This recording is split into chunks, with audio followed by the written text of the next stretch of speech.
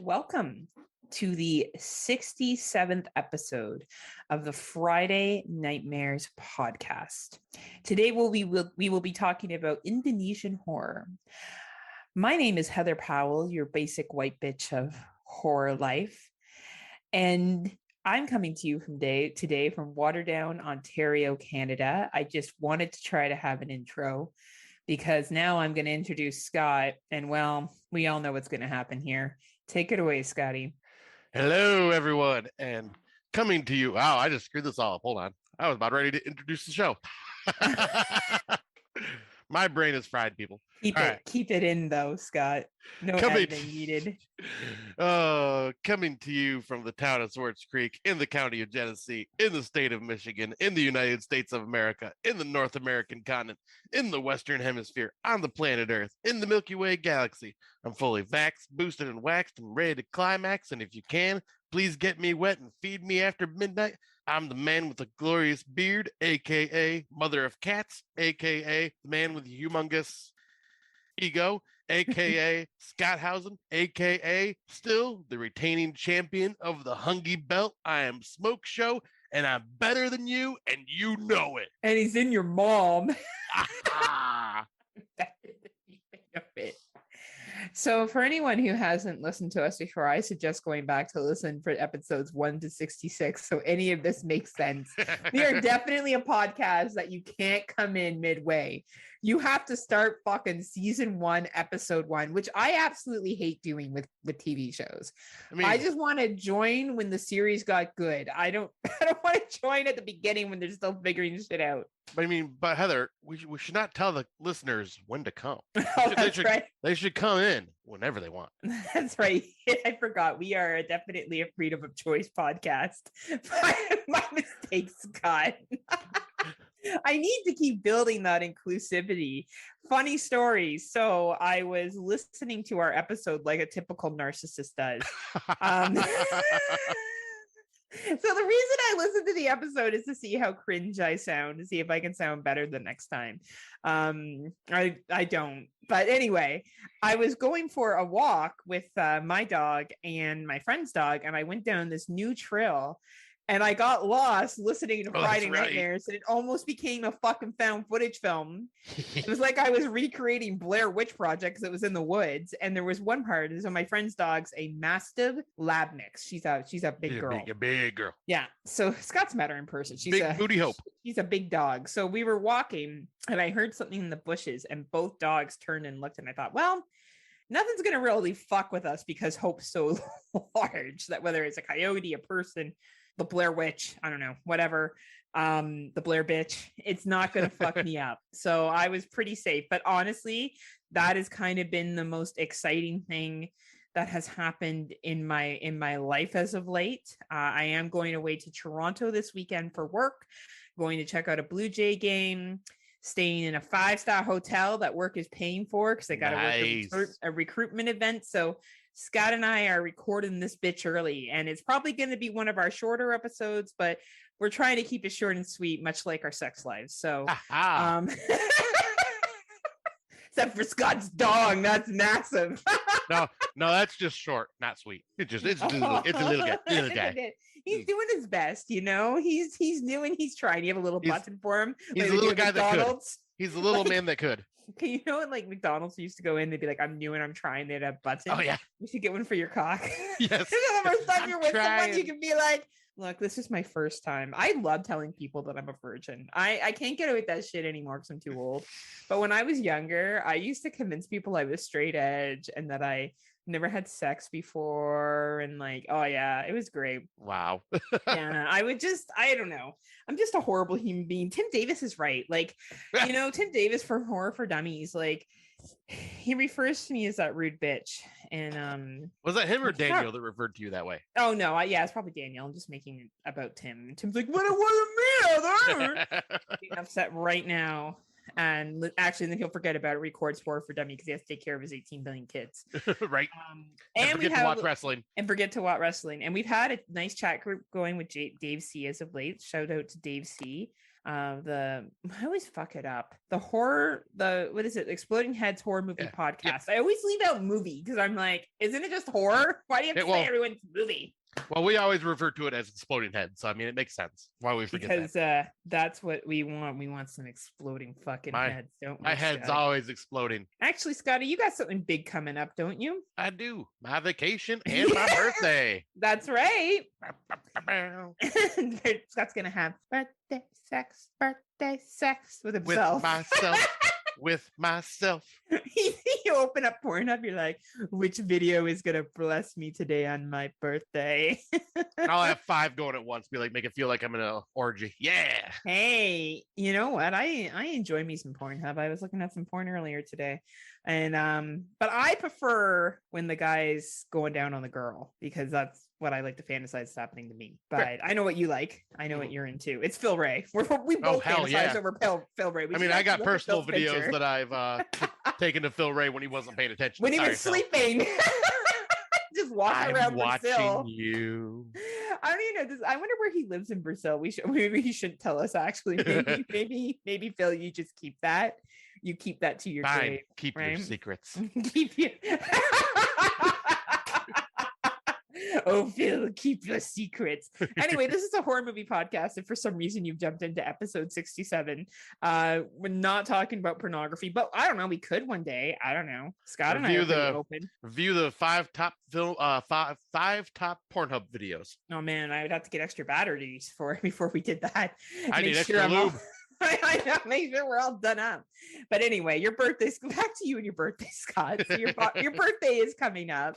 Are you doing anything special over your vacation? I know the answer, but I'm sure everyone's dying to know. Yeah, I'm going to be going to Mackinac City for a couple of days. Mandy and I just hanging out, and going to go to Mackinac Island as well. Just kind of kick back, relax, just get away for a bit, and just, enjoy the time away. Get some food, check out some shops or whatever, and then coming back, and then I'll probably do some like spooky season stuff. I'm gonna try to go see Terrifier 2. Scott, is it spooky season? It's spooky.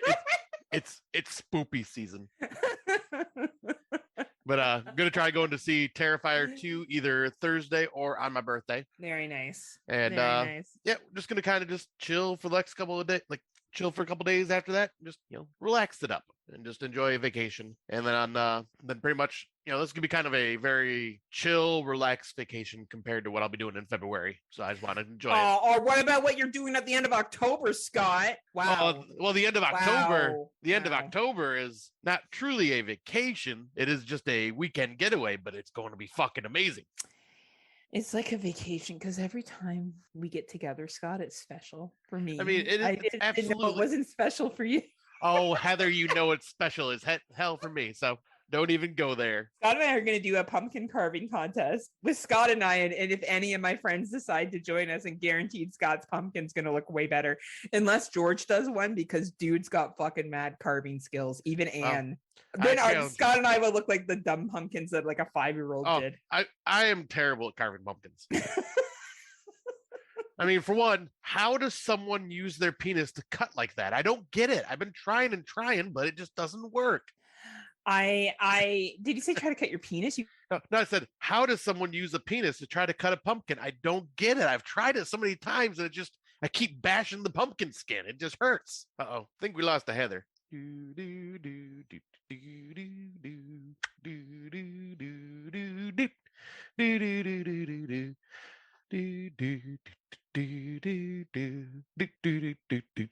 This is happening. My internet connection is unstable. Uh-oh. Wow. Wait, there you are. You're back? Am I back? Well, you're kind of back. Your video's still frozen. Okay, well, that's fine. You don't need to see me. Oh, there you go. That's okay. It said my internet connection was unstable, but I kept talking. So it'll be really interesting when you listen back and see. Yeah, I'll be curious. I'll be curious to see who was talking. Was it you or me? Because I was doing the Jeopardy theme song on my end, waiting for you to come back.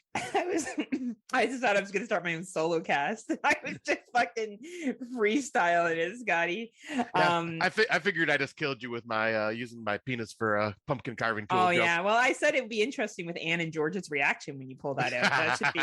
That should be fun.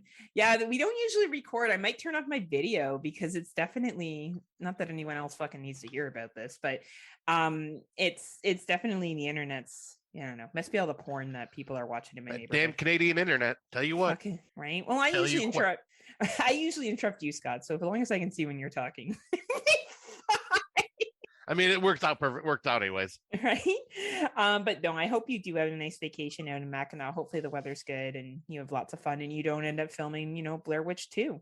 Well, I mean, it'd at least be better than Blair Witch 1. You're gonna only go up from here, Heather.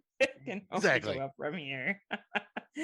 All right. Well, I guess we should jump into these 2022s. Scott, I really liked how you introduced this one to me, how the way you talked about it to me, the description you gave. So I'm going to ask for you to introduce it because I think it's actually quite funny what you said. All right. So yes, we will jump into our 2022s. We got a decent sized list this time. But yeah, the one that Heather is referring to, we both watched it, but The Invitation. So this, I'm not even gonna go with a synopsis because this is Lifetime movie meets vampires. It's literally, not so well off lady runs into beautiful English lord. They fall in love. Then she finds out beautiful English lord is actually evil vampire, and she disowns him and runs away. And I'm just waiting for them to meet back up in the rain and embrace and start kissing and make up all over again. Yeah, this movie's so good. You guys got to watch it. It's so good that every single person we know gave it 2 stars or 2.5 stars on Letterboxd, including Rob Hungry, which isn't a surprise because Rob doesn't like joy. And this probably reminded him of love. And all I know is I keep throwing myself at Rob and he keeps rejecting me every single time. But Scott throws himself at Rob and all of a sudden everybody wants Scotty. Everybody wants a piece of that Scott Crawford. They do. I don't know. It must be the beard. Or the raging Scott Crawford I have. And they're like, oh, those lips can suck some cock. Like, ooh, that beard tickles the balls. I love it. I can grab onto it and get a good grip. Anyway, that sounds more entertaining than The Invitation. So Scott, I don't know, you set this up really well, Scott. It's a Lifetime film. If you basically like Lifetime movies with vampires, that's just go in expecting that because that is exactly what you're going to get, just with a higher budget. Right. It's like the costuming's good, the acting is fine. It's just the story is blah and very, very, very basic. Oh, it's very predictable, but the steely blue eyes by the main gentleman in it by Thomas Daugherty. Oh, my steely blue eyes. I'm the English lord, milady. Yes. And like all the other this is just a movie full of hot people. So if you want to watch a bunch of good looking people for I don't know, an hour and a half, it's great. I'd suggest you watch porn. Yeah, you could just watch porn where you actually see stuff when they bang. You know what? It was an easy watch. I will give it that. I am glad I skipped to the theater for it. It is a 105-minute runtime. I would say, I don't know, if you have someone that's kind of lukewarm to horror movies, but they also like a lot of romance and cheese, then maybe this is for them. If you decide to get it, it's available on iTunes, Vudu, Amazon, or Prime is for order. You don't get it with Prime, you have to pay for it. Microsoft Store and Cineplex. I was waiting for Microsoft Office. I know, don't worry, the show is still young. So that is The Invitation. We're going to jump right to our next one because it was also interesting. This movie is called He's Watching.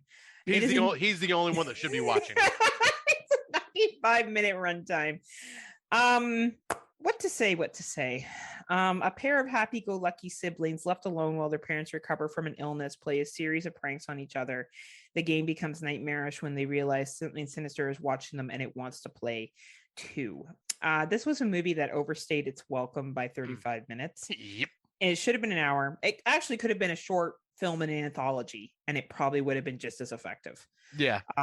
It's a shame that it wasn't actually, because this was it was challenging to sit through. They thought they were being really artsy and creative at times, and it ended up just being boring. The kids are fine. This looked to me like a parent project. It was literally this family was we're going to make a movie and we're going to put our kids in it. And I will give them, an A for effort here. I think that takes guts to put something out there, but I didn't even find it a good found footage film. I found it boring. I found it lacked in any kind of suspense. I didn't find it scary. I thought it was just stupid. I thought it was playing on the pandemic a little bit too much. But you know what? I guess you got to start somewhere. And hey, not everyone's first film is the best. So, Right. hopefully they learn from this. I don't know, Scott. Is there anything you want to add? Like, it's a 2.3 rating on Letterboxd, so obviously other people liked it, just not us. Yeah, I was gonna say this was just very mediocre, and yeah, what you said, it stayed us welcome way too long. It Yeah. tried to be like create these like scenes that were supposed to be like nightmarish yet artsy, and they made no fucking sense with the movie at all. Like I had no idea what the fuck was going on, and just yeah. This I was this bored. movie could be summed up with no one knew what the fuck was going on. Like, the premise was good. It should have been an anthology short. Yeah. Like, there was one that came out last year about the two little kids that get left behind during COVID-19, and they have to escape to very scary people. That movie, that is not a great anthology, and that wasn't necessarily, but it was perfect as a short. It would, like, if they made that into a full-length movie. Right. It was basically the same concept, to be honest with you. Two people get left behind that are kids, and they have to survive. Only those kids were really young, and you were rooting for them. Like, you were really hoping, like, these two kids, you were like, fuck, I don't give a shit what happens to these two assholes. Right. Or like, fuck, can we just end this goddamn film? But for some reason you decide this is something that you want to expose yourself to, you're a found footage completist, and it's something that you need to add to your collection. It is available on iTunes, Google, Vudu, Microsoft Store, and YouTube. I really don't think it's worth a rental, but if you are a found footage completist, then watch at your own risk. Maybe you'll like it more than Scotty and I did. Yeah, I just found it boring. Yeah, and just like dry, and yeah, anyway, I don't know. Maybe it's their first attempt. Hopefully they make other better films. Now this one, yeah. Yeah, all right. You recommended it to me, didn't you? I did. Yes, you did. All right, so the next one is a Shudder exclusive called Speak No Evil, and it's a Danish film. A Danish family visits a Dutch family they met on a holiday. What was supposed to be an idyllic weekend slowly starts unraveling as the Danes try to stay polite in the face of unpleasantness. I found this to be very well acted, very well shot. The story had my attention the entire time, and I felt very awkward and uncomfortable during certain situations. Mm-hmm. That kind of gave me one. I brought this up before in another movie, but kind of gave me Funny Games vibes a bit. Mm-hmm. Dave Bailey's all like, "Spoiler, guys!" Shut up, Dave. Unfortunately, there are some decisions characters make that I disagree with, that they should have done something differently, but that's a horror movie for you, but still, solid fucking movie. Yeah, I agree. I'm glad you recommended this one, Scotty. I do think it is fairly paint by numbers in a sense, but I enjoyed it. I thought it was great. I think the acting in this is really good. I think the question of politeness is raised frequently. Mm-hmm. Uncomfortable social situations, and what do you do in those situations? And for a 97-minute runtime, it didn't overstay its welcome. I personally wish Shuddy picked this up. I don't know why they didn't. This is a total. No, it is. That's Shudder. I said Shudder. That's silly. I don't have it on Shudder. My apologies. That's you don't? Oh, no, I don't think so. Or just maybe I haven't seen it on there. Maybe it's because I watched it through other means. Yes, and maybe that's why I just haven't searched for it on the Shuddy. I'm glad Shuddy picked it up. This is a total Shudder movie. Scream Shudder, actually. Definitely too hardcore for Netflix, too good for Prime. Shudder's where it's at, or it would be like, let's be real here, or it would be VDO, right? Now there are some things on Prime or AMC Plus, and we'll get to that. I think it's AMC Plus. For one of the films that I think makes sense, it's an A20. No, it's an IFC midnight film. The other one I'm talking about. Oh, okay. This one though is great. It's great storytelling. If you like slow burns that, in my opinion, pay off, this is a movie for you. What do you think, Scott? Do you think it's the slow burn that pays off? Yeah, I was definitely gonna say like this. That is a good point to bring up, because it is a slow burn, but like there's stuff happening like throughout the film that just makes you just like want to see what happens next. Yeah, and it pays it off, and there's a payoff to it. Total payoff to it. Yeah, I really dug it. So as we said, it is on the Shuddy, Prime and regular Shuddy, and it's on AMC, all the different AMCs. I definitely, if you have Shudder, I don't know why you wouldn't watch this film. Right. Totally worth it. It may be on your list this year. There was, other films that came out other years that are similar to the flavor of this, and this may be something that does it for you. So yeah, definitely strongly, out of all the ones we've talked about so far, this is probably the only one I recommend. Yeah, so far, yes. But then the next one that I've watched is going to be a high recommend for me. I know, you better bring that in, bad boy, in. All right. So I just got to say, 2022 theaters fucking killing it this year. There have been some bangers I this know, year. The Invitation was so good. I know that. Well, you got to have some turds to get to the gems, you know? That's true. But this is definitely one of the gems. It is the prequel to X, Pearl by Ty West, starring Mia Goth. Trapped on her family's isolated farm, Pearl must tend to her ailing father under the bitter and overbearing watch of her devout mother. Lusting for a glamorous life like she's seen in the movies, Pearl's ambitions, temptations, and repressions all collide in the stunning Technicolor-inspired origin story of X's iconic villain. This holy shit, this movie was incredible. It is when I got out of the theater, I was like, wow, this is really good. I like this. Then it's been sitting with me, and I fucking love this movie. I think I like it more than X now. Where before I thought it was about just a little under X or right on par, and now I think it's above X. Mia Goth's performance in this, fucking incredible. Like, nice. I would say Oscar worthy in some scenes. Like, she does an amazing performance. Found out she also co-wrote the script with Ty West for this film.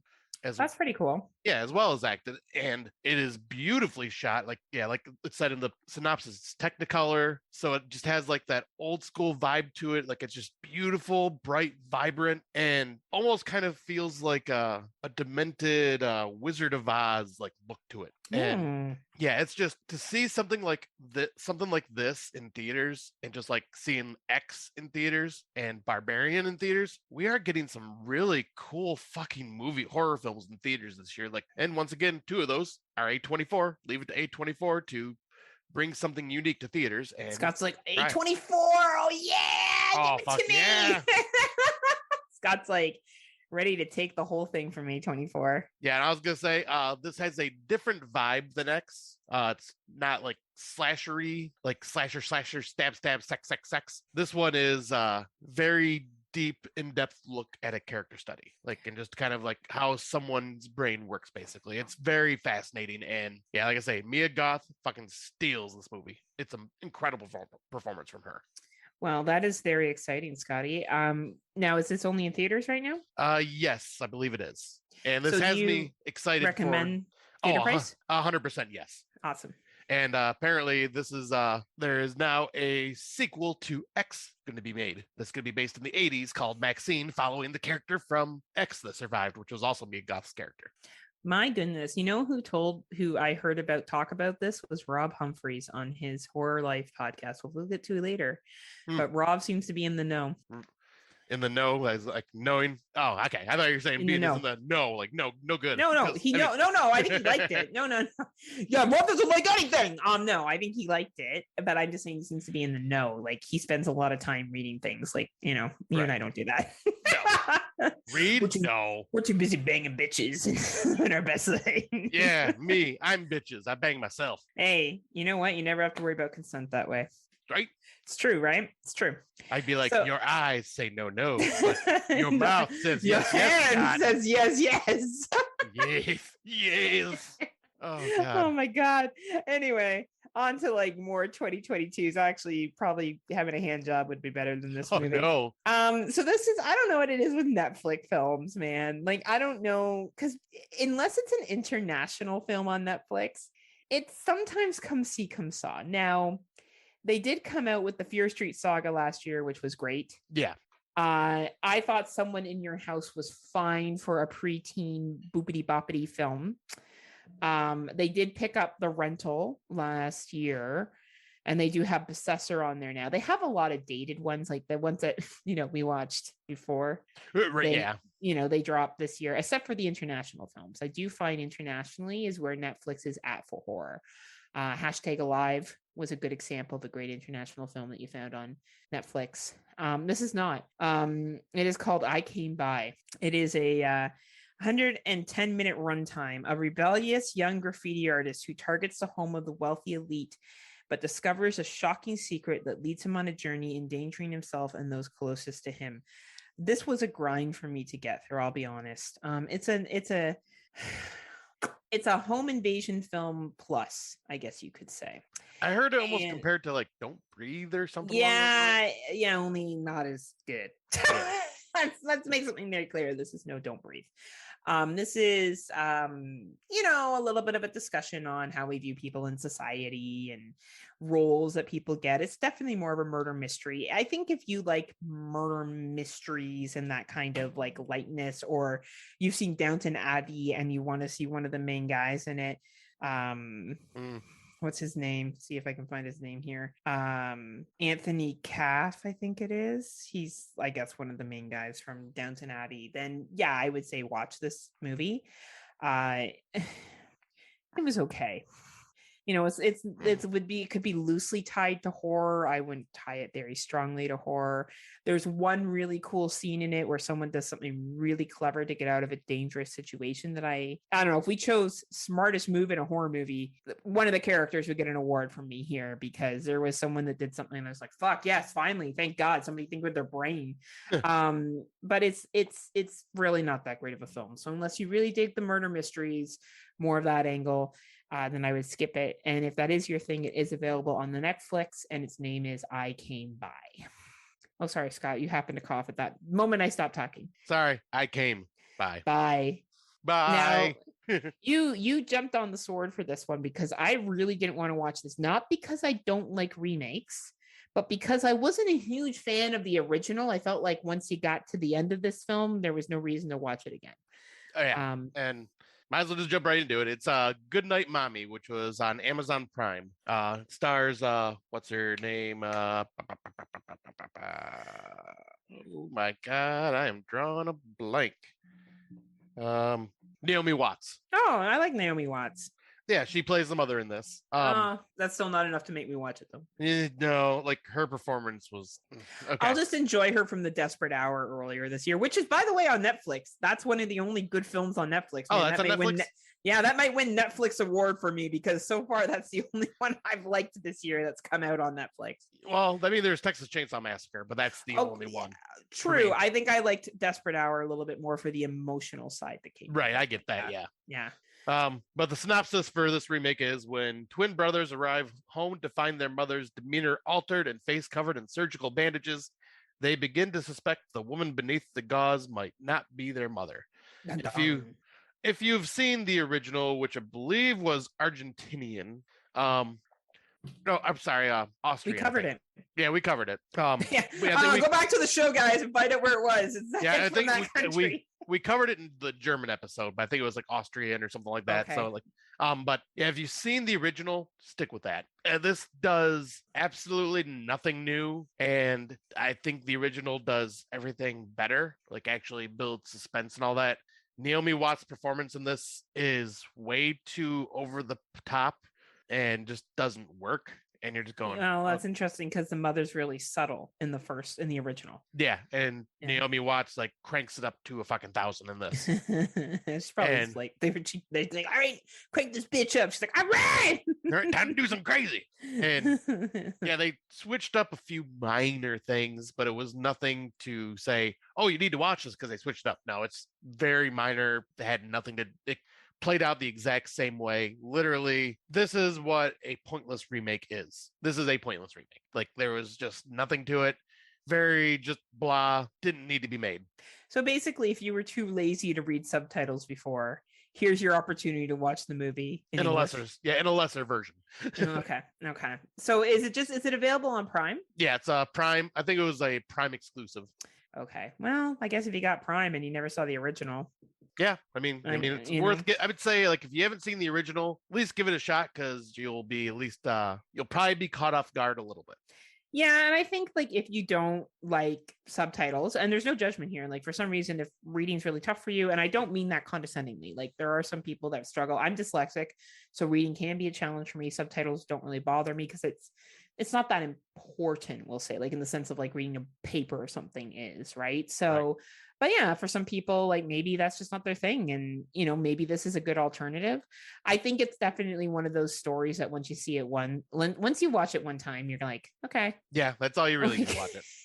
Like I don't usually hear many people say, "Oh, Good Night, Mummy's my favorite movie of all time." Isn't usually, mentioned even by the horror elitists as Right. a film that they, need to watch over and over again. A film I really enjoyed. Speaking of IFC Midnight, which by the way, I'm really digging IFC Midnight. They put out some good gems. They put out some good shit. But you got to be in the mood for their films. Their films are very much plot development with a dramatic ending. We saw that earlier with Resurrection. Like it's all plot, it's all character, it's all like you have to follow along, because if you miss a scene, you miss everything. It's one of those movies that you got to pause if you get up to go to the washroom, because when you come back, you'll be like, what the fuck's going on? Like it's one of those. So okay. This movie is called The Watcher. Enough leading up to it. This movie is called, or shouldn't say The Watcher. It's just called Watcher. It is a 96-minute runtime. Scott has his face right up to the fucking camera. Evil wants to be seen. As a serial killer stalks the city, Julia, a young actress who's just moved to a town with her husband, notices a mysterious stranger watching her from across the street.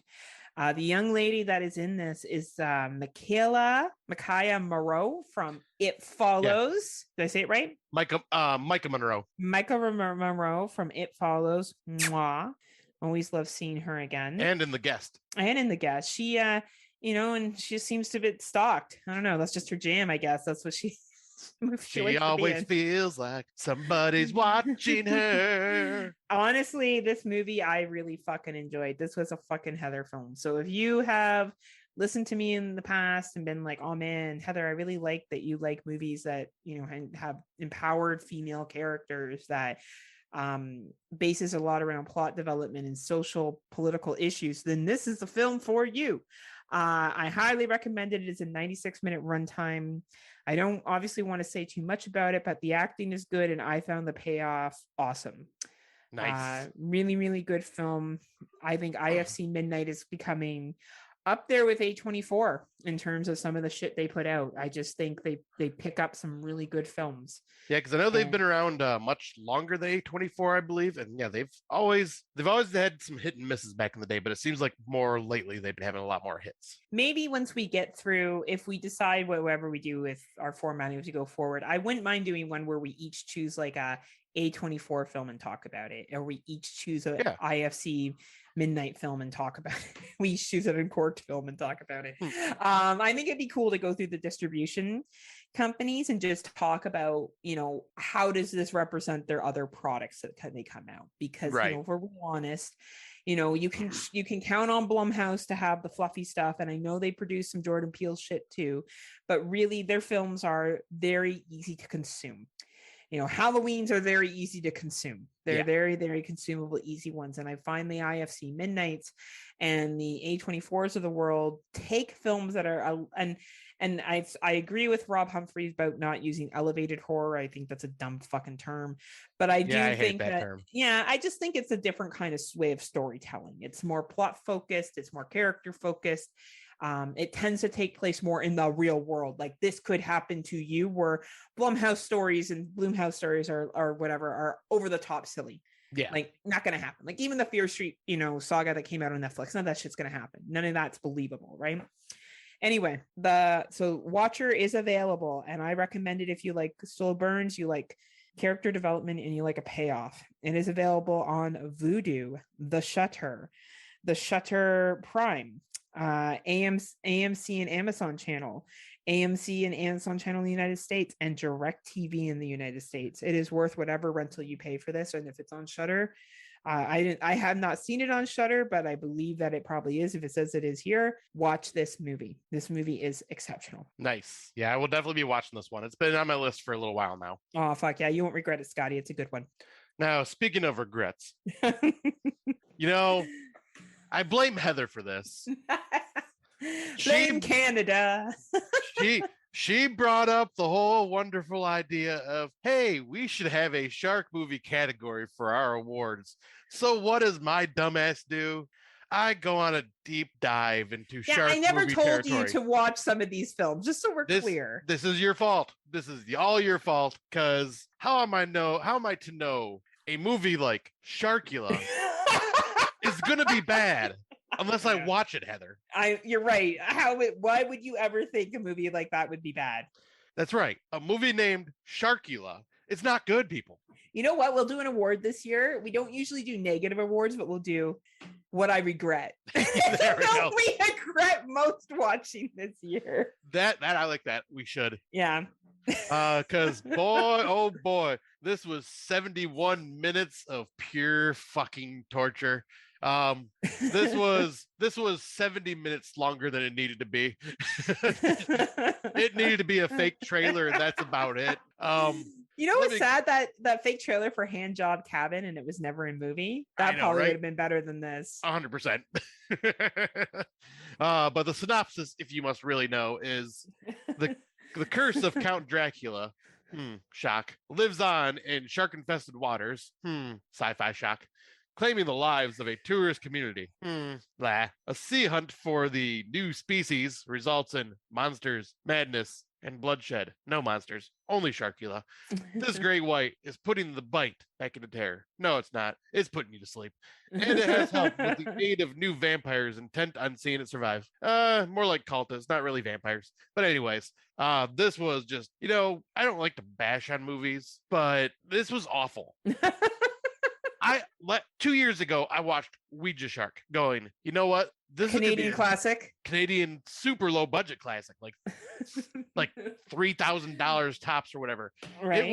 I went in going, this is gonna be a terrible movie, but it looks like it'll be dumb fun. And I was right. They made a dumb fun movie, like where it went by. Like I enjoyed my time with it. I was laughing because it was so ridiculous. This tried doing that, but also tried to take itself seriously, and that is its biggest problem. Because it's got like the worst CGI I've ever seen. And this is coming from someone that's seen CGI in the fucking late 80s, and that was not good. And or some of the shitty uncorked films we watched. Like we watched some real shitty films in 2020. Yeah. But this literally had a shark floating around looked like a puppet mixed with terrible CGI with a Dracula cape on, swimming around in the waters, and would leap out of the waters and bite people on the neck. And it tried to do the whole Dracula story from Bram Stoker's Dracula, but use a shark instead. And the filming was absolutely awful. Like everybody was very jittery on the screen. So whatever they were using some type of motions thing on the camera, and it made it look way worse than it should have. The acting is, I think they said, hey, can you act? Oh, no, I'm terrible. You're hired. Because these people. Okay, the movie was called Sharkula. I'm sorry. At what point did you not, Scotty? Well, a Ouija Shark at least had people that knew what type of movie they were in and acted accordingly. This was awful. The acting in this was painful. I can't believe I sat through these 71 minutes. It felt like 3 hours. It was dreadful. And I blame you, Heather. I blame me. I fucking made you watch this. You made me watch this movie. You had no choice, but in the matter. I didn't. None. I just forced you into it. That's right. I'm going to force you into more things, Scott. Oh, I love it when I'm forced. Everybody thinks I'm a bully on this show. Now you're just building it up to be even more. Anyway, so do you recommend Sharkula? 100% no. Where can people find it if for some reason they want to torture? I don't know. Rob likes to watch really weird shit. So Rob Humphrey, who's listening from This Horror Life and Slasher Radio, but This Horror Life. I'll tell you where it is so you can avoid it. It's apparently on Tubi. It's apparently on Amazon Prime, Vudu, Amazon, and what is that one? Microsoft Store. Do not rent this. Do not rent. You know what's funny? How some of these places pick this shit up because they think they're like, oh yeah, look at this shit. Yeah, add it. Do it. I'll say, I will have to admit, the cover to Sharkula looks awesome as hell. But that's the only thing the movie's got going for it. There you go. Dave Z's going to watch it now. He passes the fucking cover test. Oh, it definitely does. Number one movie of 2022 is Dave Z's Sharkula. It definitely does not pass the Dave Z cover test. I just think for a shark movie, the cover looks fucking awesome. Nah, Dave Z's probably in love with it right now. He's like, oh my God, this movie's so good. Oh God, Dave Z would murder me if he's like, fuck Saint Maud. Sharkula is the new best film. Oh God. He's going to be like, why did you watch that? That's what he's going to tell me. And we're going to be like, Dave, sometimes torture is what you want. We have such sights to show you, Dave. They're like the Cenobites, low budget Cenobites. Yeah. We're like Sharkula quality Cenobites. Oh, yeah. Well, I watched another fucking gem on Netflix. Okay. So I watched this movie because when you go on Netflix, like it's super thirsty, and all you have to do is like click over top of something and it starts playing. Mm-hmm. And this movie had fucking Queen Latifah and Ludacris. And I was like, fucking Ludacris. Oh yeah. This movie hasn't been I haven't seen him since Too Fast, Too Furious. Yeah. Oh, he's in all the Fast and Furious films. I know. That's what I remember because we did it on. Oh yeah, we did it. Our other it's show. Not horror. Yeah, that was my pick. That was fun. So anyway, this is called End of the Road. It is a 89-minute runtime. There's no turning back. A recently widowed mom, Brenda, fights to protect her family during a harrowing road trip where a murder and a missing big cast plunges them into danger. Not a good film. Not a good action film. You think? Definitely not a survival film. I thought it was going to be kind of survivalish, like think like Duel or something like that. No, this is a very, very weak film. The third act isn't too bad. There's a really good death in this movie, actually. Really? It's a shame it's in the third act because you kind of got to get there. But I would say if you really like Queen Latifah and Ludacris and you want to see Ludacris like smoke pot and like look like he's forever 25 years old and Queen Latifah just be like cool ass Queen Latifah and like fuck people up, this is the movie for you. If you like good films, then do not watch this film. It's not the film for you. Not the film for you. Netflix, like I get what you were trying to do here, and let me assure you, Queen Latifah and hanging out with Ludacris wasn't the worst way to spend my Tuesday night. But not a good horror film. So I would say skip over this bad boy unless you are a rapper fan like I am, and that is on the Netflix, and it is End of the Road. And that's the end of the road for me. It is the end of the road for all of us. Now, unfortunately, Scotty, I'm only halfway through this film. Because our good friend is out of power. Yes. So you will have to talk about it only. All right. So this is one I recommended to Heather after I watched it because I seen it and went, this is Heather's movie. This is going to be in her top 10. Holy shit, she needs to watch this. And I just stumbled on it because I was just like, oh, the trailer or the cover looks interesting. But it's called Take Back the Night. Finding herself the victim of a violent monster attack, Jane launches a vigilante campaign to hunt the beast that tried to kill her. Jane's efforts intensify, but her troubling history of drug use and mental illness bubbles to the surface, causing her family, community, and authorities to question the authenticity of her account. Suddenly alone in her fight, Jane starts to doubt her own memory of the attack, to doubt if monsters exist at all. This is a very, very heavy film along the lines of something like Lucky and what was the other one? The Night House. Like it's just got that very heavy topic, especially the topic of Lucky, where it's basically like seeing a woman go through something like this and no one seemed to fucking believe her. And it is so infuriating and will make you so mad. And it is so well done by this main actress. What is her name?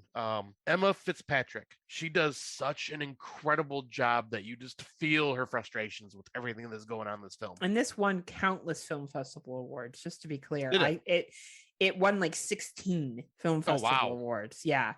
I'm half an hour in and I was like, holy fuck, Scott was right. Holy fuck. Like Scotty knows me. What can I say? Scotty knows me. Yeah, I know your taste very well. I knew this was going to anger you, get you on your Heather pedestal, and you're going to shout to the heavens of how the righteous need to be taken care of here. Well, I think that, I think we need to get over, I think men need to get over the fact that men do bad things and all men should be mad about that. And we don't have to say that not all men are bad. We know not all men are bad, but the reality is that men attack women and that's a problem. Yep. I'm tired of people pretending it's not. It is. And women shouldn't have to take steps to be safe. Men should just not rape and attack women.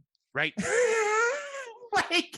And it's not, of course, it's like me saying all women do this. Of course, I'd be like, well, I don't do that. I understand. But if I knew that somebody was hurting somebody, I would intervene and put a stop to it. And this is what these movies are trying to say. Yeah. It's trying to get the fragile males who can't understand that this is a societal problem to realize that this is an attack on them. It's an attack on what society's expectations are. And we need to be better. We all need to be better. And this movie also kind of like goes even deeper with, saying women need to also believe women. Exactly. That's exactly what I'm also saying. Yeah. We all Like- need to be better. Women Yeah. need to believe women. And like I was talking to Kate from the Internal Spotless Mind podcast when I was in London. And I said to her, too often women do not support women. And that's a problem. Mm-hmm. We all need to support each other. And when someone's engaging in shitty behavior, which is assaulting, whatever level assault it is, whatever it is, it needs to not happen. And there's no debate in any world that you can tell me that shit's okay. So I do think this movie will be more palatable for people from the 30 minutes I've watched, but I look forward to watching the rest. But I agree with you, Scotty. It's a heavy watch because this shit happens. Like, I'm so tired of people pretending like it doesn't. Like, it does, and it's a problem. Oh, like, it absolutely is. But yeah, I'm glad you turned me onto it, so to say. Yeah, I'll say I can't wait to hear your thoughts when you're able to finally finish it, because yeah, this movie is fucking solid from beginning to end, and just the message is just so fucking important, and they do such a great job. And like, yeah, this is a must watch for absolutely everybody. Like, I highly recommend this. Right now it is available on Amazon Prime, iTunes, Google Play, Vudu, and that all I believe to rent. And this is a movie that needs to be rented. This is worth the money you pay for it. Absolutely. And hopefully it has a good reception from people, and people watch it and understand the purpose behind it, and just can, I don't know. No, if I swear to God, if someone calls it fucking woke, yeah, I don't know. I may cancel them because I just can't handle it anymore. I can't handle societal issues being diminished to something that someone can't understand. Right. Like, I just, like, you don't have to always agree with messages, but just because you don't agree with it doesn't make it woke. So anyway, I watched the recent movie that was dropped on Shuddy today, like before we recorded, because we're recording on a Thursday. Scott was good enough to let me finish it without interrupting. You're a good man, Scott. Thank you. Because I was about to jump on it and I seen, oh wait, Heather's halfway through it. I better not jump on it, because I share my Shudder with Heather. So like, we cannot watch the same movie at the same time. We can be on the same streaming service, just not watching the exact same movie. They'll screw up the other person's viewing. Shudder will be like, you fucker. Right, like, what the fuck you doing? already watch this scene. So this is a 102-minute runtime. Cecilia, and it's called Sissy. Cecilia, and it's like hashtag triggered, which is one of the few times where I think hashtag triggered is funny here. Right. Cecilia is a successful social influencer, living the dream until she runs into her ex-childhood best friend and is invited away on her bachelorette weekend.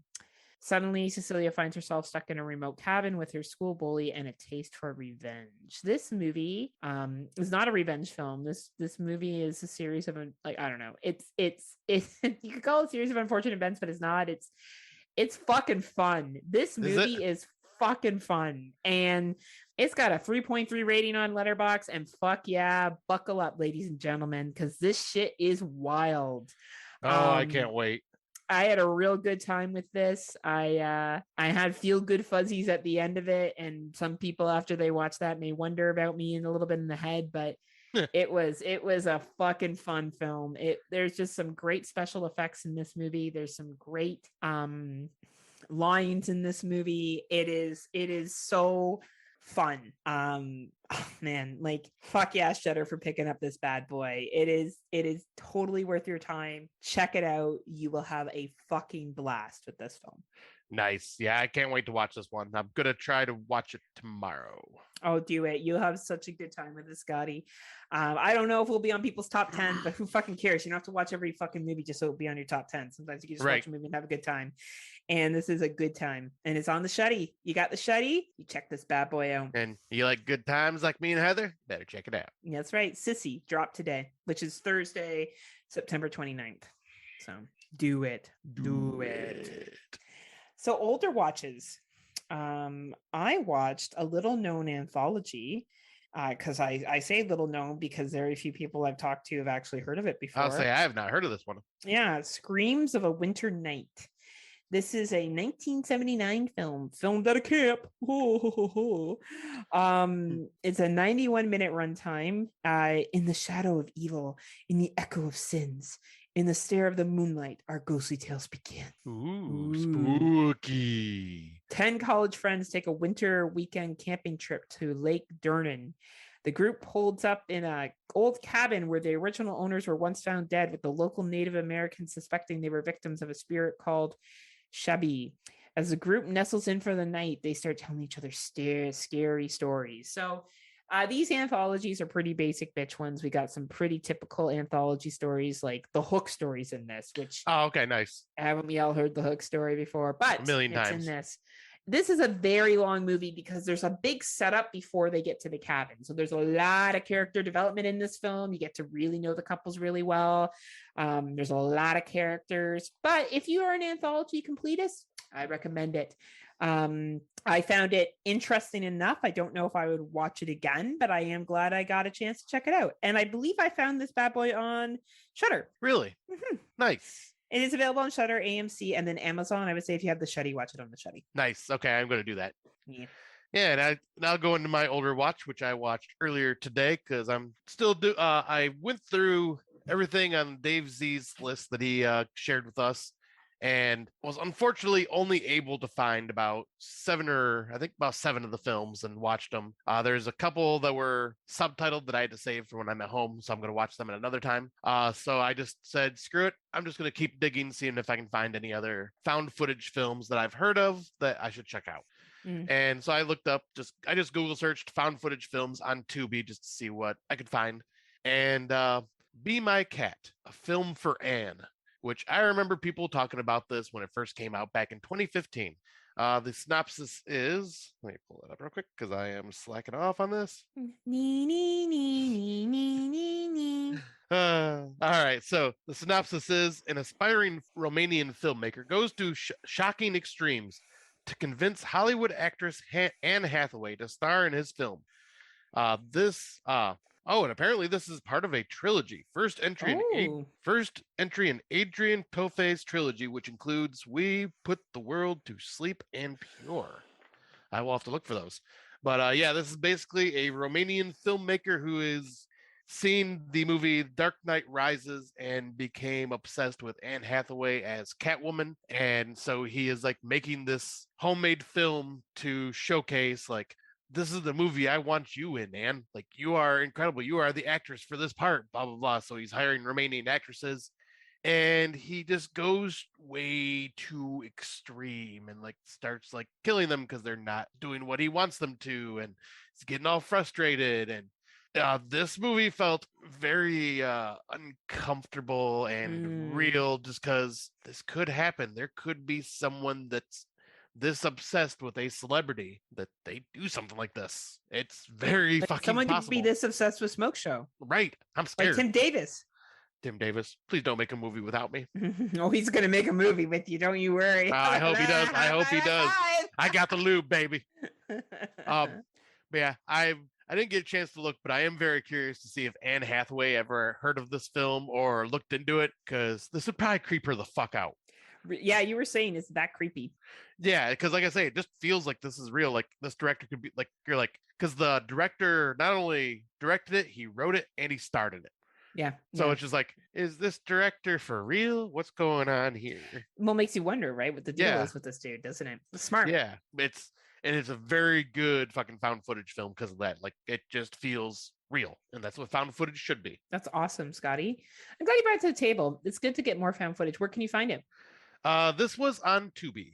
Awesome. Good old Tubi. I've been loving Tubi more and more lately. Oh, you've been loving it. Oh, yeah.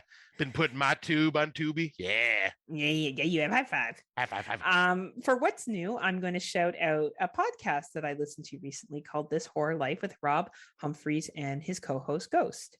The former title carrier of the Hungy Belt. Wow, Sky, you're throwing fucking shade at Rob here. Wow. Oh man, he's not going to be friends with you anymore. He's barely friends with me. He's barely love friends. you, Rob. I'll rub my nipples for you. Rob's just rocking back. CM Punk is the best in the world. CM Punk is the best in the world. I love CM Punk. He's so good. I swear it's 2009 forever.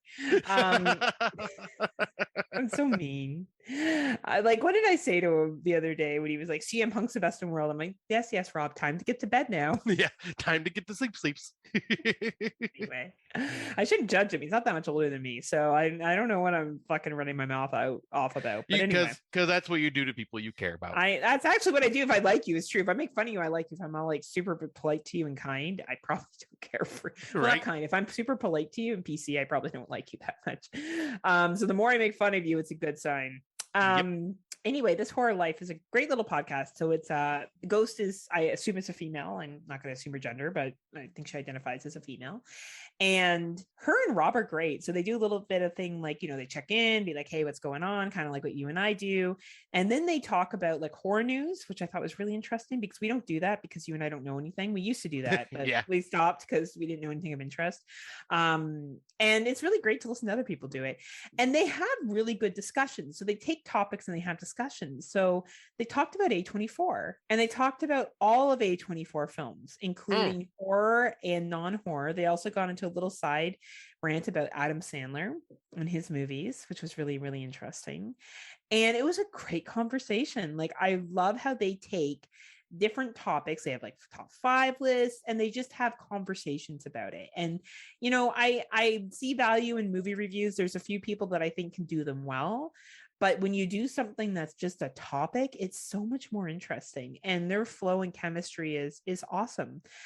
So I recommend them strongly. This Horror Life, you can find it on Spotify, iTunes, anywhere you find podcasts. Check them out and subscribe and follow. They're both really informative, and I think they're a really good podcast. Yeah, I was saying Rob is a very knowledgeable dude. I have not had a chance to listen to his shows yet, but I've got to talk to him quite a few times. He's knowledgeable. He's very opinionated, which is very fun. That's why we pick on him, because sometimes I feel like he's just doing that to be over the top. Sometimes you never get that feeling from him that he's just trying to be different. Like, who really doesn't like the Final Destination series? Like, honestly. Rob, you'd love him. Like, Deep Rob down. was born in the same era that you and I were. Those movies were the fucking shit. Like, they're not great movies. No one's going to argue that they're great movies, but they have a nostalgia to them. They absolutely do. They're fun. And the next one's going to be great, Rob. I don't care what you say. Look, we're all mad at Rob. Anyway, listen to Rob's podcast. Rob is fabulous. He is. He's great, great, great. Very smart and funny. Very smart and very funny. Very smart. Very funny. Very evil. Scott Housen agrees. Right. So what I brought for the What's New segment this time is a video game that me and my friends Devin and Matt have been playing. They were my old co-writers on the Pop Gaming page when I used to do that. And we decided to just find a way to like reconnect and start just gaming together again, like whenever we get the chance. So we've been starting to play since it's spoopy season.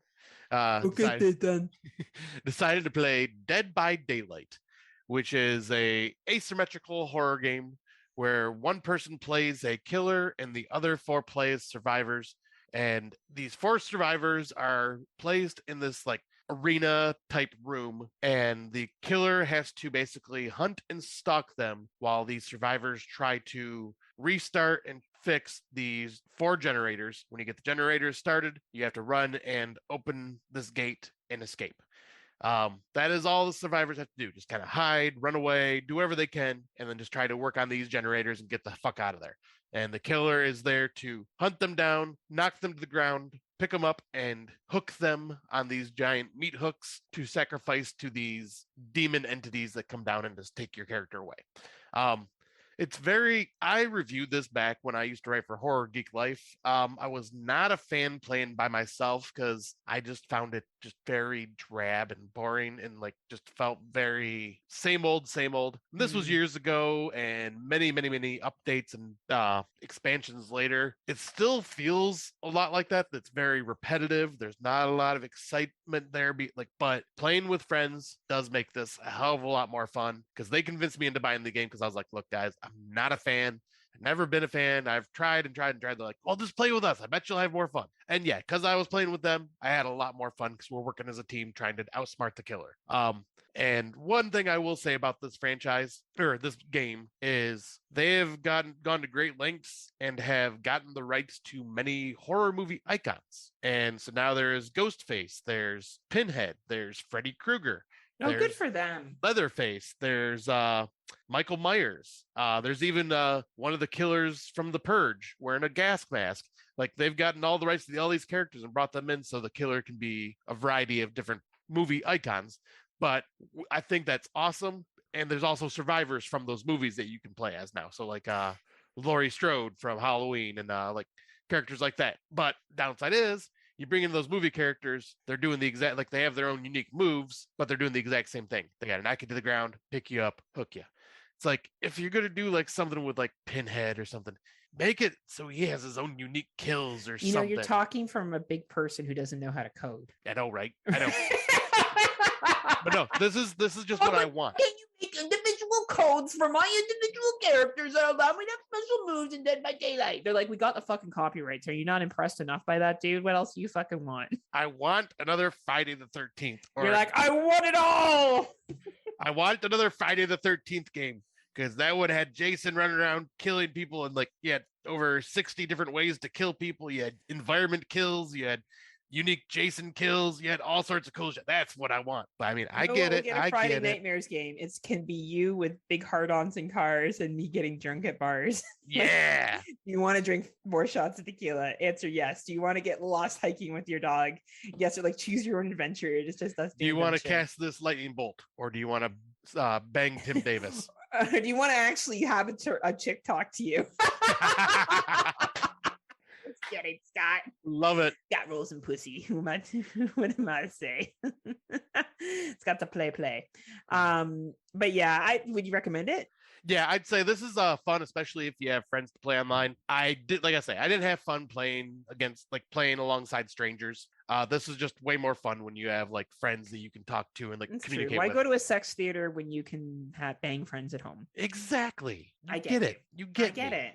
You get what I'm putting down. I understand. I stopped going to sex theaters too because it's just not as fun in a room with strangers as it is to masturbate online with all my when you're jacking off and you make eye contact with someone you don't know, you're just like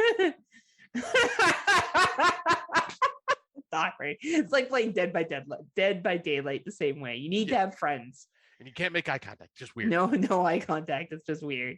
Well, that covers our what's new section and our older watches and our 2022. So hopefully we've given you something to check out. As always, we will be back after a brief message from our one of our Legion podcast friends on the Legion Podcast Network. And we're going to talk a little bit about Indonesian horror. We only chose 2 movies, which we'll probably do moving forward because the show's getting shorter and shorter. But the 2 movies we chose are fucking stellar, fucking Chef's Kiss. So like Chef's Kiss, these movies were Scott's Bang. These movies were fucking brilliant. So I'm looking forward to having a brief conversation about them. But after these messages, we'll be right back. This'll keep it quiet. Oh, hi there. I didn't see you. You caught me cutting a new show. I'm Bo Ransdell, and I'm one of the many creators you can find on Legion Podcasts. I said quiet! My fellow podcasters and I work hard to bring you the best in horror podcasting, but that comes at a cost. Wouldst thou like to live deliciously? Not that, but also yes. No, what I'm getting at is that there are server costs, costs for good microphones and software for editing, all the things that make our shows, fun to listen to. And you can help. If you're enjoying the shows on legionpodcasts.com or in the Legion Network available on iTunes and Stitcher, just about anywhere you can download a podcast, really, you can help us out and get a little something for your trouble at patreon.com/Legion Podcasts. For just $2 a month, you get a pair of movie commentaries exclusive to Patreon, and for $5, you can also join us for a monthly screening of a movie. All of that available on patreon.com/Legion Podcasts. We appreciate it, and thank you for listening. Now, back to the cutting room. Welcome back. Today we're going to talk about some Indonesian horror movies. Well, 2 to be specific. Scotty and I kind of mutually chose these. I think one was I really wanted to see it. I remember Venom from Fresh Cuts talking about it and how much he liked it. So, and I can definitely say Venom has good taste. I really enjoyed this one. So sticking to our similar format from before, Scott will introduce the movie, maybe give his generalized thoughts on it. I will share my thoughts, and then we'll wrap it up with anything that we want to add, just so we move through this section relatively at a pace where we're not repeating ourselves over and over again. Yeah. So all right. I will jump into this then. The first movie we are talking about is Satan's Slaves, released September 28th, 2017. Directed by Punjabdi Satan. Oh, good job. Thank you. After dying from a strange illness that she suffered for 3 years, a mother returns home to pick up her children. Oh, yeah, that's right. That's what the synopsis is. What? I know. That is like that's not like I'm even the one. Wow, even the one on Letterbox. After the death of Rini's mother, something is disturbing her family. Yeah. Wow, what the hell? But you know what? I guess you could say something returned home to pick up her children. No, yeah, that's weird. Yeah, but well, I will give like my quick thoughts. I watched this back in 2017, and I heard everybody just praising it, loving it, and it was on people's top tens and stuff. So I was like, oh, I'm gonna give this a shot and watch it. I unfortunately did not give it the proper attention it deserved because I was also doing my accounting homework at the time for college and just threw it on in the background with the English dub. And I just did not care for this film. And because I didn't really give it much attention. Rewatching it now, however, I am definitely higher on it, though I still don't think I'm as high on it as you are. Like, I liked it, but the next movie we're going to talk about is way more my thing. Fair enough. Do you want to add anything else? Like, is there anything that really stood out to you about the film? Yeah, I will definitely say, like, I really love how this is shot. It's very creepy. It's dark. It's got this nice folklore surrounding it with the I was going to say the folklore in this is really good. The concept of basically making a deal with Satan so you can have children, right, is what this is based upon. The wanting children so badly and what you'll do in order to have that happen. Yeah, and I have to say this kind of happened in Autopsy of Jane Doe, and it's just something very slight, but the use of a ringing bell. Yes. So fucking effective and creepy in this film. Yes. I thought what this film did really well is the development of the family. So, early on, we find out the mom was this rock star singer, and she is now really sick, and the family's very poor. They're trying to get royalties for her music. Apparently her music's not selling, or I don't know, whatever. I think they're just ripping her off at the record company. But anyway, and she eventually dies, and this family is grieving her death. But at the same time, the mother has made a deal with Satan that basically to have children, there's a price that needs to be paid. And they believe the price to be paid is that they will take the youngest child. Satan will come and take the youngest child. And it's a really good development of the family. There's two older siblings that kind of take the caregiving route because the dad is kind of too busy trying to figure out how he's going to survive and pay bills. And I thought it was subtly scary. And I enjoyed the religious piece that came into this. And like, while you're a religious family, there's a lot of prayers that go on. The cult being involved in it is really interesting. I felt like this really was a great take on religion, a great take on family relationship building, the idea of what you would do to have something that you really want, and then the feeling of you can't escape it at the end. And there's a sequel coming. I've seen that. I'm really excited to see what the sequel is like, because they do set this up for a sequel at the end. And I think it's a really, really good delivery. Great suspense building. Like there's definitely some jump scares in this, but I wouldn't say it's overly jump scary. I think they do more to build the atmosphere of creepiness than just being like bam, bam, bam. Like Indonesian movies do great fucking storytelling. Yes. They really make you connect with the family or the character, and they do fucking religious horror so fucking goddamn well. So good. And they don't shy away from showing you things. No. And dark shit with kids too. Like there's nobody that's safe. And I think their folklore telling is something to be seen. And I think Indonesian films are some of the better horror films that are created, to be quite honest. I think that they're scarier. I think they build suspense better. And I think they play on reality more. Like you can envision this family. You can envision people living in these situations. And I think they just do a great job of it. Yeah, like this was very, like the story, like you said, they build this story. It's like a slow burn, but they build it up so fucking well. And that is one thing I will say, like that shot this up higher for me than where it was before, is the story had me sucked in this time around. Yeah. Where before I didn't give a crap because I was like, oh, spooky ghost movie, blah. And that, I have obviously changed my tune over the years on stuff like that, and like give every movie its attention. And Yeah, this movie, I can see why it is high on everybody's list. Like, still not as effective for me, but that's just because I like the more hardcore, hyper-violent type stuff, which we will get into here in a sec. Oh, we sure will. But no, this one was just solid all around. The acting is incredible. I am very curious to see the sequel when that comes out. Yeah, Because it's supposed to be this year, isn't it? it is. Yeah, I'm excited to see it too. I think yet again, Indonesian horror, like fucking, I don't know, Yeah. certain countries, man, they just bring it. Thai horror, fucking Japanese horror, Indonesian horror, like fucking bring it. Like it's just, God, it's so fucking creepy or gory. Why don't we jump into it? Because the next movie is a gore fest. All right. So we had many choices for good Indonesian horror films, but we picked these two. But the one we went with was the Queen of Black Magic remake from November 7th, 2019. Let me bring up the director's name. All right, and the director actually I'm gonna try. I loved reading this title of the movie out loud too, so I'm gonna try doing that again. The Queen of Black Magic, Ratu Ilmu Hitam. Directed by Kimo Stembol. And it was also, I think, written by someone that worked on Impetigore, which was another great freaking Indonesian horror film. Another great Indonesian fucking horror film.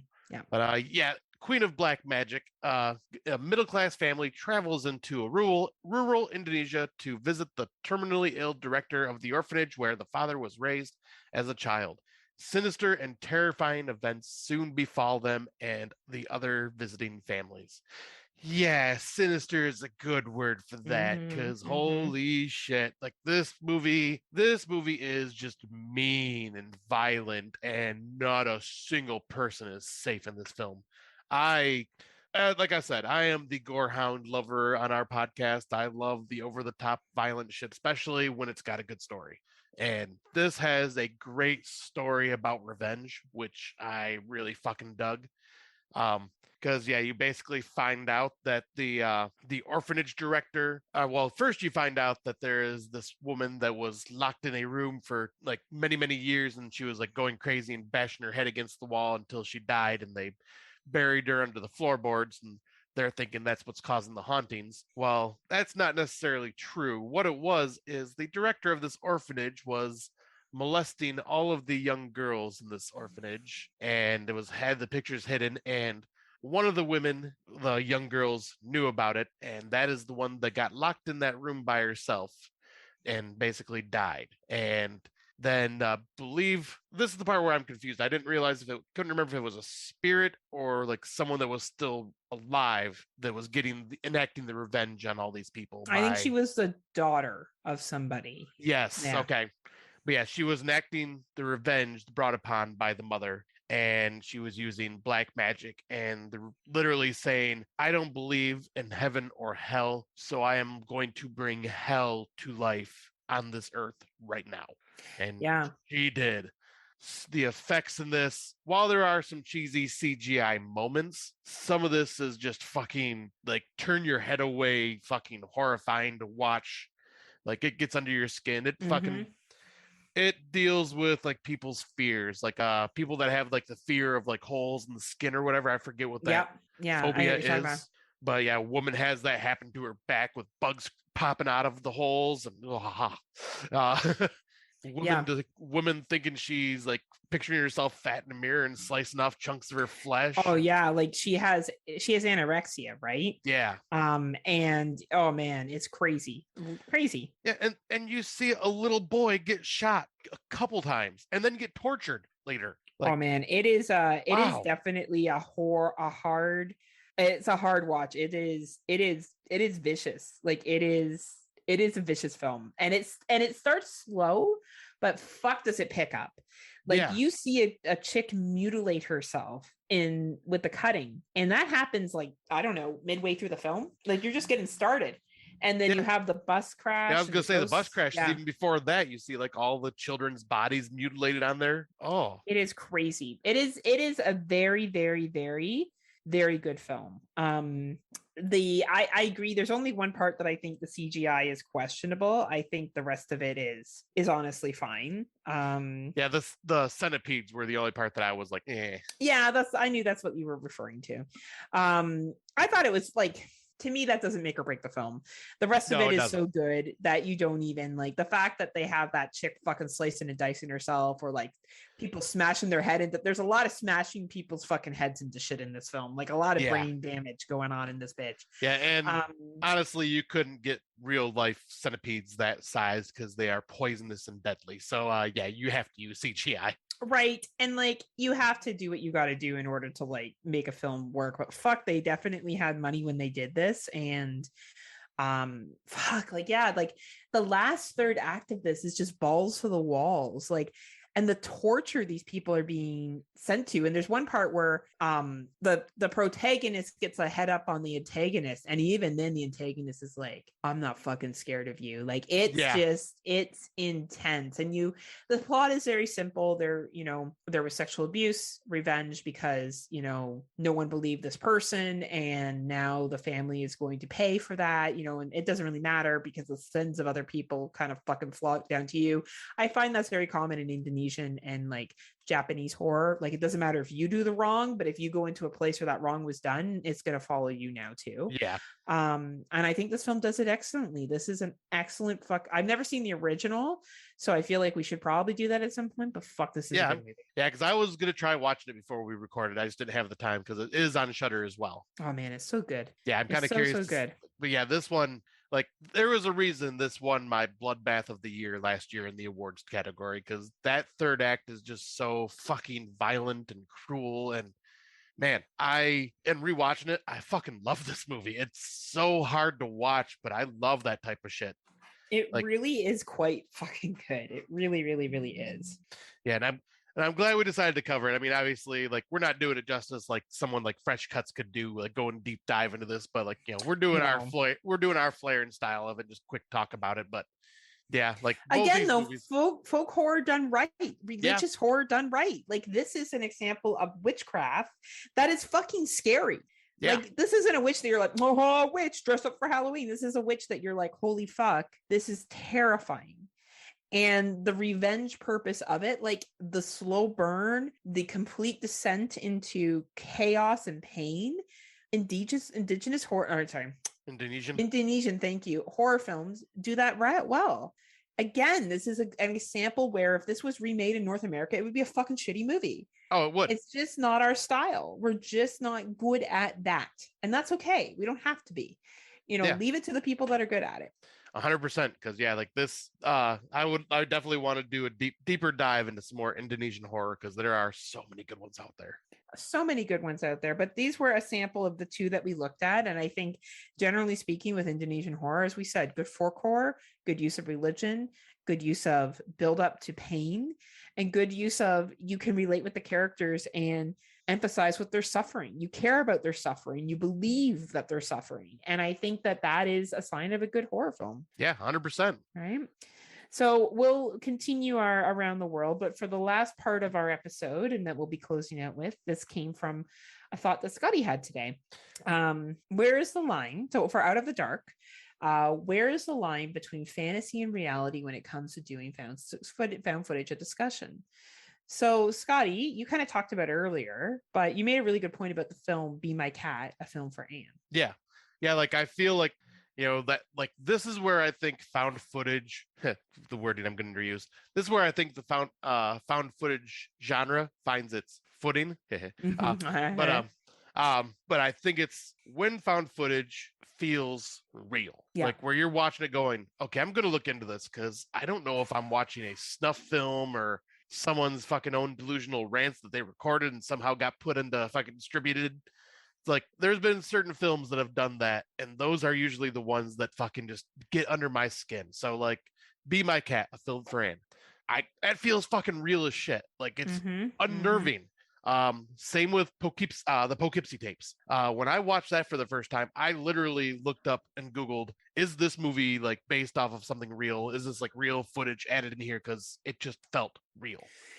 What was another one I was trying to think of? Capture, Kill, Release. Absolutely. That one, yes. But you know which one? It's when they pretend to be real. I feel like something like, for example, The Devil Inside or the paranormal films, you know they're movies. Yeah. Like, you know, they're movies. There's just something about the acting that's in them where you're like, yeah, you know what, this is definitely a, you know, a fucking you know, movie that they're making into a mockumentary. Lake Mongo, if you showed Lake Mongo to somebody and you were like, this is a documentary, they wouldn't know any different. Like, Lake Mongo does a very good job of blurring reality and fantasy. Yeah, 100%. And fuck, what was the one from last year that me and Horror Brandon and in the high desert? No, the other one that was like Mungo with like the people like just disappearing and randomly reappearing. Oh yes, in the island, it was another 2v1. Yeah, and it was like this guy that, or it was like an open space kind of thing, right? I'll look into it if you want to keep. I'll start talking. Yeah. So I think that something like that to me is more realistic. Now, Blair Witch started this because I guess Cannibal Holocaust maybe did, but watching Cannibal Holocaust now, you kind of know that it's obviously a fake film. But I guess back when it, you know, came out, you could have thought that it was a realistic film. I would have to go back and talk to people from that time. But I remember Blair Witch coming out, and I remember being at an age where I was like, well, is it real? But why would they release it in theaters? But that marketing campaign was so fucking smart that they made people think that it was a real film, that people bought into it.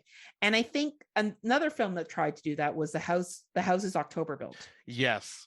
The House is October Built really tried to give you the impression that it was just a group of people getting together and going out and filming, and then they get locked in these fucking coffins at the end.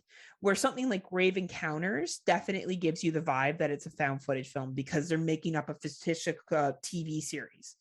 And The House at October Built, it almost feels like they're trying to be like, oh yeah, we're doing a YouTube channel and this is our video for it.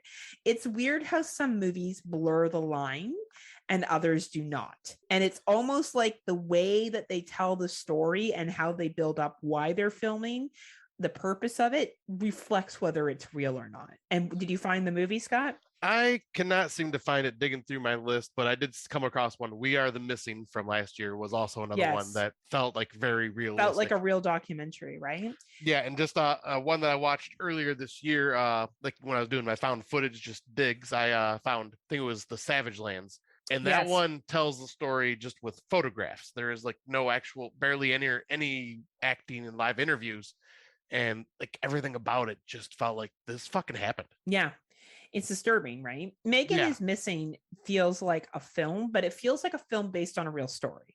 Yes. Right? So I think when you look at something like The House is October Built, the way they film it and how casual they are with it, they go by their real names in it, I think is what makes the difference too on how they react to each other. And I think that is what draws a line. And if you're doing a real good mockumentary like Mongo, for example, where the interview seems so authentic and so accurate. And I guess the question that Scott and I were thinking about is this ethical? Found it. Howard's Mill. Howard's Mill, another one that's very similar to Lake Mongo with how it's filmed. Yeah. Makes you believe the interviews and stuff. So do we think this is ethical? Do we not? I'll answer first and then Scott can give his answer. I think it's, I think all fair in love and war in media. I think we have a choice to watch whatever we want to watch and believe whatever we want to believe. There's some pretty intense, violent horror films out there that I've never even seen and probably won't. And that's fine. And I think that if a director is able to convince us that maybe some kind of found footage is accurate, good on them.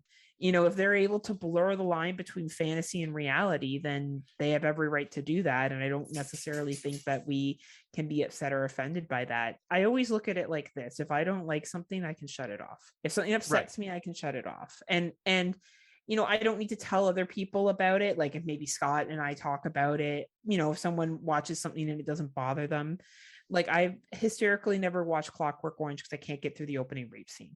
Like I can't. Yeah. It upsets me, and I don't. But if someone said to me Clockwork Orange is my favorite film, I'd be like, great, awesome. Yeah.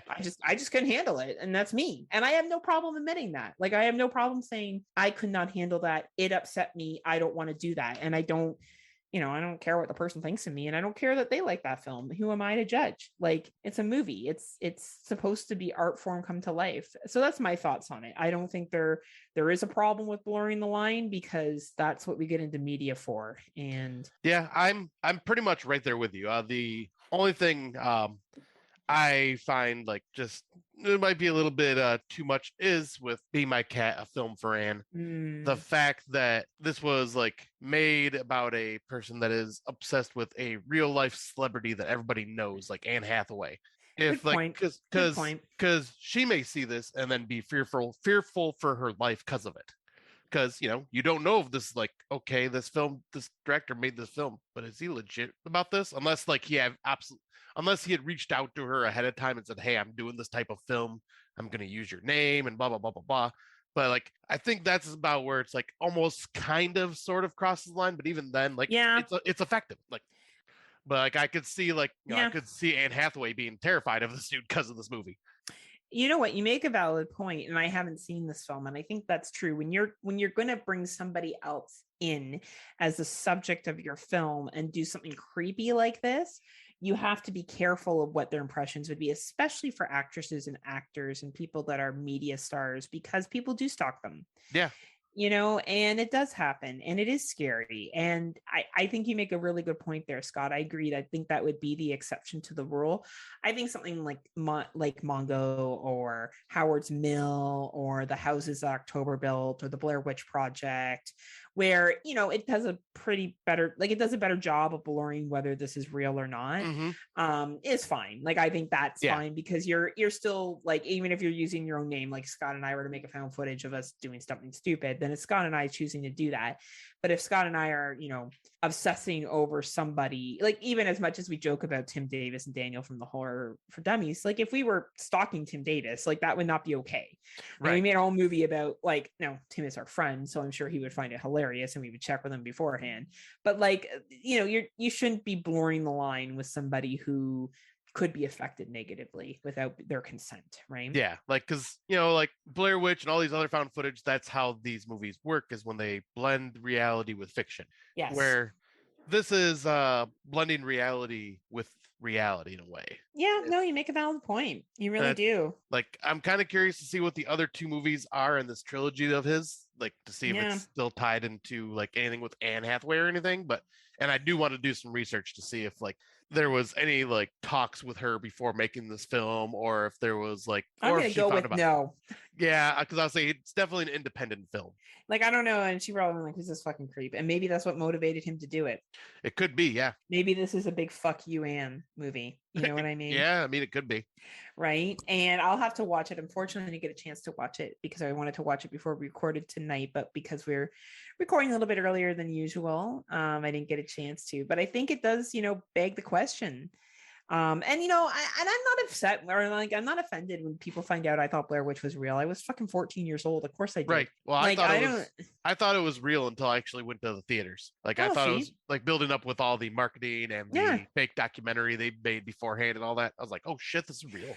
I don't feel embarrassed by that. Why should I? Like, we didn't have the internet marketing as well as we do back that we have now. And like, you learn and you go at different things. I don't pretend to be cool and be like, oh no, I didn't know. Like, why do that? Who cares? Right? Like, there's still stuff I don't know to this day. I was actually just saying to my girlfriends, I really hate it when someone can't say, oh, I don't know a lot about that subject. It really fucking bugs me, because there's lots of subjects I don't know anything about.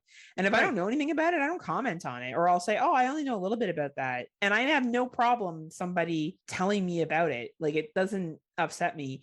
But yeah, I don't know. It'll be interesting to see how found footage continues to develop, especially as we get kind of to the age now where it's harder to make those sneaky like films. Like even the houses that October built was made in like 2014 or something like that. Like, yeah, I think so. It was made a while ago. And I watched another found footage recently called #Screamer, and it was basically about like a website that runs videos like YouTube, and then like they end up getting this guy who's a killer that's submitting videos and shit. And even then you could tell it was like obviously like a movie, but it was a cool concept. So we'll see. I think found footage still definitely has its place, and I think that it's a great way to make indie films. And I think besides the line you referred to, I think blur the fucking reality and fiction as much as you want. You might get some people's attention.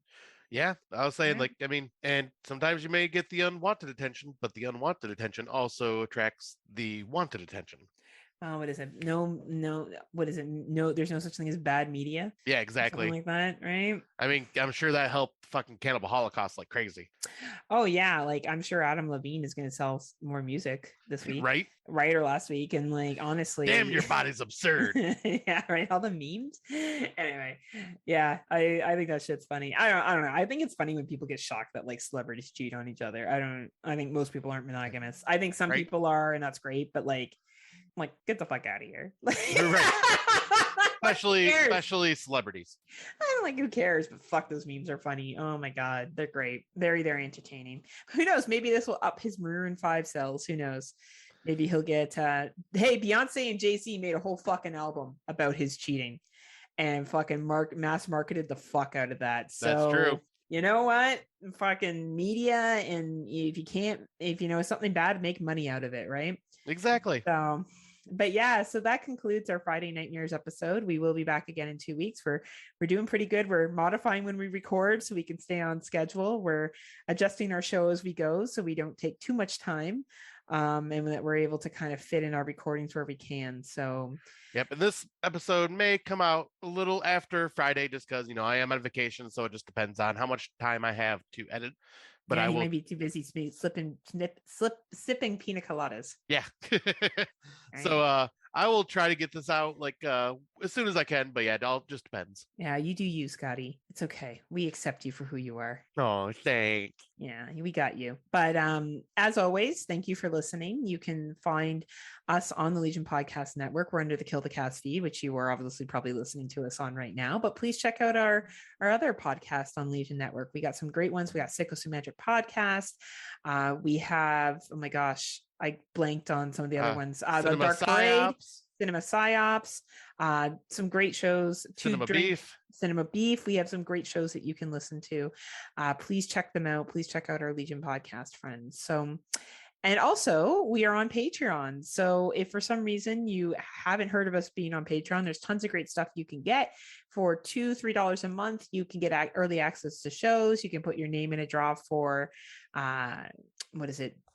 tokens, I guess you could say, to get it's getting late at night, so I'm forgetting what he was drawing for. Codes for different downloads and stuff like that. So if you're not a member of Patreon yet, Scotty has one question for you.